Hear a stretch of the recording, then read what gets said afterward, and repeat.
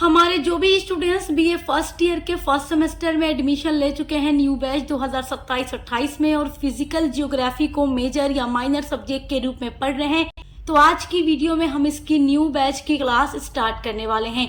आज का जो वीडियो है यूनिट नंबर 1 के बारे में है। आज हम यूनिट नंबर 1 को स्टार्ट कर रहे हैं। फिजिकल जियोग्राफी का आज का वीडियो पहला वीडियो आपके लिए होने वाला है। इसका जो न्यू सिलेबस है ऑल यूनिवर्सिटीज के लिए वो हम डिस्कस कर चुके हैं। आप हमारे चैनल पर विजिट करके देख सकते हैं। देखिए, जब आप लोग बीए के फर्स्ट ईयर के फर्स्ट सेमेस्टर में एडमिशन लेते हैं तो आपकी पहली साल होती है। आपको कोई चीज का आइडिया नहीं होता कि आपको पढ़ाई किस तरीके से करनी है, कैसे सब्जेक्ट के एग्जाम की तैयारी करनी है। तो सब कुछ हम आपको अपने चैनल पर बताते रहते हैं, कैसे पढ़ाई करनी है, कैसे एग्जाम में क्वेश्चन आएंगे, कैसे आपको आंसर लिखना है, चाहे आपका एमसीक्यू बेस पर पेपर होता हो या रिटन होता हो। तो टेंशन नहीं लेनी है, चैनल को सब्सक्राइब करके बेल आइकन को प्रेस कर लेना है। चलिए आज का टॉपिक स्टार्ट करते हैं।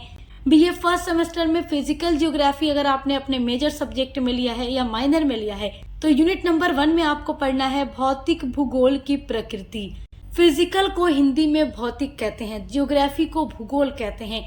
तो पहला टॉपिक है भौतिक भूगोल की प्रकृति और दायरा। दायरा को आप विषय क्षेत्र भी कह सकते हैं। दूसरा टॉपिक है ब्रह्मांड की उत्पत्ति। तीसरा टॉपिक है सौर मंडल और पृथ्वी, यानी सौर मंडल के बारे में पढ़ना है, पृथ्वी के बारे में पढ़ना है। फिर आपको भूवैज्ञानिक समय पैमाना के बारे में पढ़ना है, भारत के साक्ष्य और विशेष संदर्भ में। उसके बाद पृथ्वी की आंतरिक संरचना कैसी है इसके बारे में पढ़ना है। तो ये सारा टॉपिक यूनिट नंबर 1 का है, जिसको एक वीडियो में कवर नहीं किया जा सकता, तो आपकी कई पार्ट्स में वीडियो अपलोड होगी। आज की वीडियो में हम जानेंगे भौतिक भूगोल होता क्या है, इसका अर्थ क्या है, इसकी परिभाषा क्या है, इसकी प्रकृति क्या है, इसका दायरा क्या है। तो चलिए वीडियो को स्टार्ट करते हैं। देखिए, सबसे पहला टॉपिक होगा आपका भौतिक भूगोल का अर्थ। भौतिक भूगोल को जानने से पहले आपको एक चीज जानना जरूरी है, भूगोल क्या होता है, भूगोल का क्या अर्थ है। देखिए, जो भूगोल है ये 2 शब्दों से मिलकर बना है, भू प्लस गोल। भू का मतलब होता है पृथ्वी और गोल का मतलब होता है अध्ययन करना या वर्णन करना। तो इस तरीके से भूगोल का मतलब होता है पृथ्वी का अध्ययन करना या पृथ्वी के बारे में जानकारी प्राप्त करना। तो भूगोल एक ऐसा विषय होता है जिसमें हम पृथ्वी के बारे में अध्ययन करते हैं और पृथ्वी के बारे में हर एक चीज के बारे में जानते हैं। देखिए, भूगोल एक ऐसा विज्ञान होता है जिसमें पृथ्वी और उसके प्राकृतिक और मानवीय वातावरण तथा उनके आपसी संबंध क्या है उनका अध्ययन किया जाता है। तो क्या होता है भूगोल? भूगोल एक ऐसा विज्ञान होता है जिसमें पृथ्वी के बारे में अध्ययन करते हैं, पृथ्वी बनी कैसी है, पृथ्वी पर जो पठार, मैदान, पहाड़, ये सारी चीजें हैं, महासागर, जलवायु, इन सारी चीजों का अध्ययन किया जाता है। इंसान कैसे जीवन व्यतीत करते हैं, जनसंख्या के बारे में, कृषि के बारे में, हर एक चीज, मतलब पूरे तरीके से पृथ्वी और इस पर रहने वाले लोगों के बारे में जिस चीज में हम अध्ययन करते हैं वो सब्जेक्ट भूगोल होता है। तो हम इसमें प्राकृतिक और मानवीय वातावरण दोनों का अध्ययन करते हैं और दोनों का आपस में क्या संबंध है उसका भी अध्ययन करते हैं। तो देखिए, भूगोल क्या है?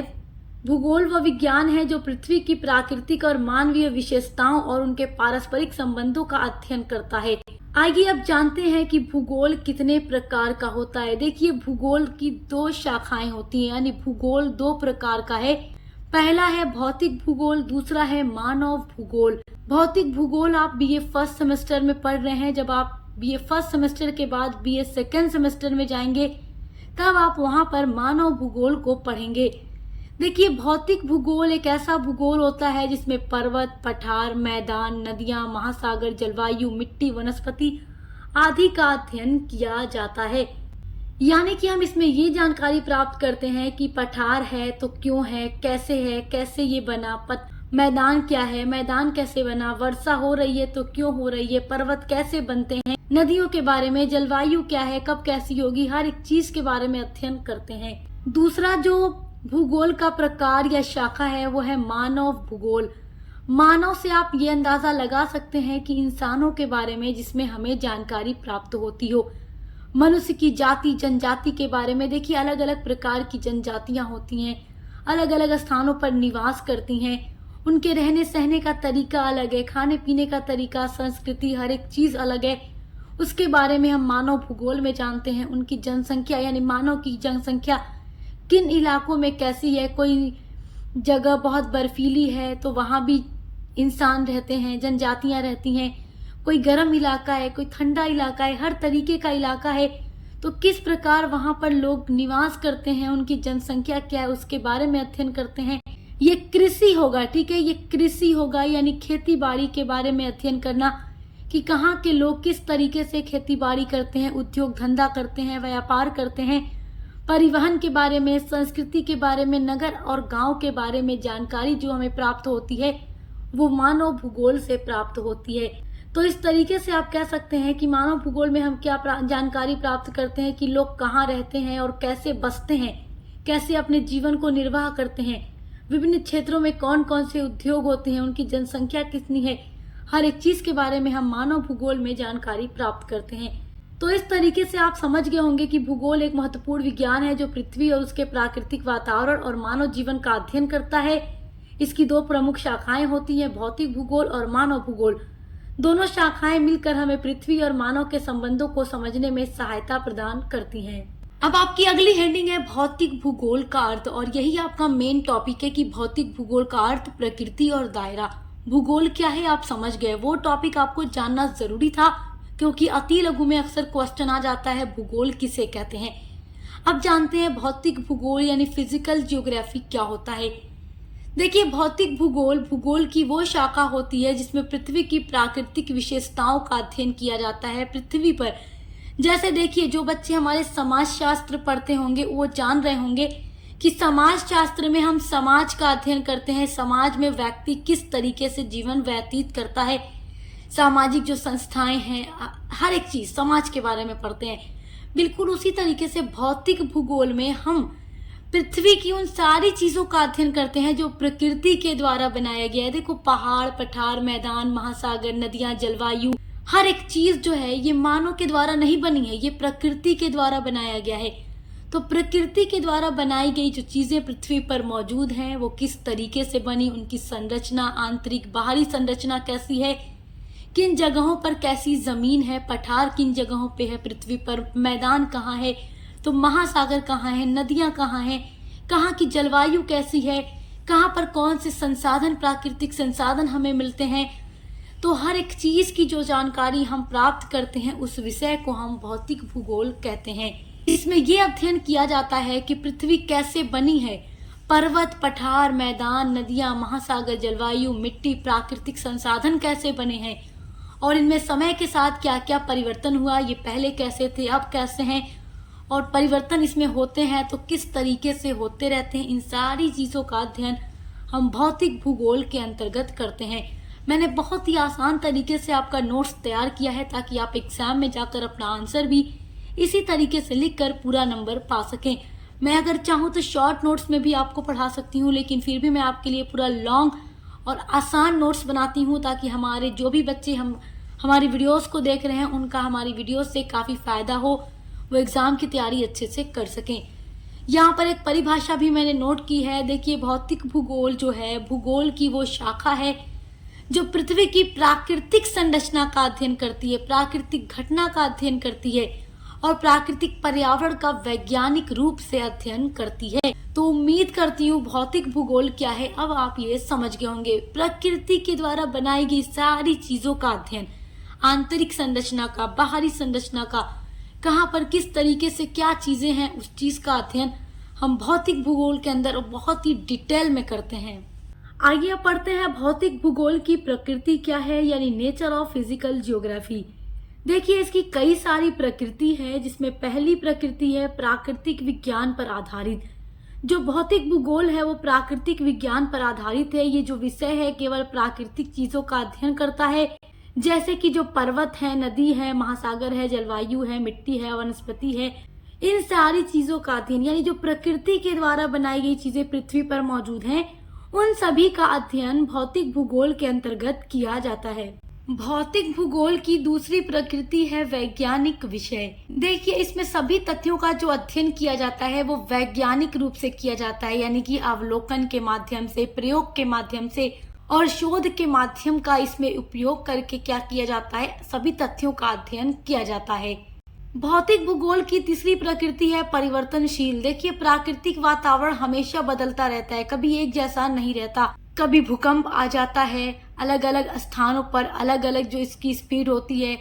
बहुत सारे ऐसे स्थान पृथ्वी पर हैं जहाँ पर ज्वालामुखी है, कहीं पर शांत है तो कहीं पर विस्फोट होने वाला है। तो कहाँ पर शांत है, कब विस्फोट होता है, क्या है, ये सारी चीजें इनके बारे में अध्ययन किया जाता है। बाढ़ का आ जाना, सूखा पड़ जाना, वर्षा का होना, वर्षा होती है तो क्यों होती है, जलवायु का बदलना, जलवायु में परिवर्तन होना, अलग अलग स्थानों पर अलग अलग प्रकार की जलवायु पाई जाती है। तो इस तरीके से जो प्राकृतिक वातावरण है ये स्थिर नहीं है, ये परिवर्तनशील है, इसमें बदलाव होता रहता है। कब क्यों बदलाव होता है, इसका अध्ययन भी भौतिक भूगोल में किया जाता है। इसकी चौथी प्रकृति है परस्पर संबंधित। परस्पर संबंधित में देखो, पृथ्वी के जो सभी प्राकृतिक तत्व हैं वो एक दूसरे से जुड़े हुए होते हैं। जैसे कि वर्षा से नदियां बनती हैं और नदियों से मिट्टी उपजाऊ होती है, और जब मिट्टी उपजाऊ होती है तो उससे अच्छी खेती होती है। तो इस तरीके से जितने भी प्राकृतिक तत्व हैं वो एक दूसरे से जुड़े हैं और एक दूसरे के कामों में मदद होती है। पांचवा पॉइंट है मानव जीवन से जुड़ा। देखो, भौतिक भूगोल का मानव जीवन पर सीधा प्रभाव पड़ता है। खेती, उद्योग, परिवहन और बसावट सभी प्राकृतिक परिस्थितियों पर ही निर्भर करते हैं। क्योंकि देखो, भौतिक भूगोल क्या है, मानव जीवन पर इसका प्रभाव अगर पड़ रहा है तो जैसे खेती हो गई, उद्योग धंधा हो गया, जैसे कि अलग अलग स्थानों पर अलग अलग प्रकार की जलवायु देखकर वहां पर क्या किया जाता है, खेती की जाती है। अलग अलग स्थानों पर अलग अलग प्रकार की मिट्टी है तो खेती की जाती है। उद्योग धंधों के लिए भी कहीं कहीं का वातावरण देखा जाता है कि किस प्रकार के उद्योग धंधे के लिए कौन सा वातावरण सही है। परिवहन, बसावट सभी जो है प्राकृतिक परिस्थितियों पर ही निर्भर करते हैं। इस तरीके से मानव जीवन से ये पूरी तरीके से जुड़ा होता है। आपका अगला टॉपिक है भौतिक भूगोल का दायरा। दायरा को विषय क्षेत्र भी कहा जाता है, यानी कि भौतिक भूगोल के अंतर्गत किन किन चीजों का अध्ययन किया जाता है। तो आइए अब जानते हैं कि किन किन चीजों का अध्ययन हम भौतिक भूगोल के अंतर्गत करते हैं। इसका दायरा, इसका विषय क्षेत्र क्या है।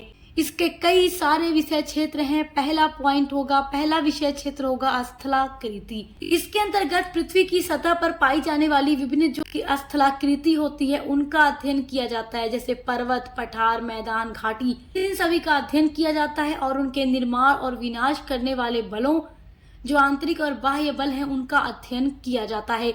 यानी पृथ्वी पर मौजूद जो स्थलाकृति है, जैसे पर्वत, पठार, मैदान, घाटी, इन सभी का अध्ययन भौतिक भूगोल के अंतर्गत किया जाता है। और ये पृथ्वी पर क्या है, स्थलाकृति है।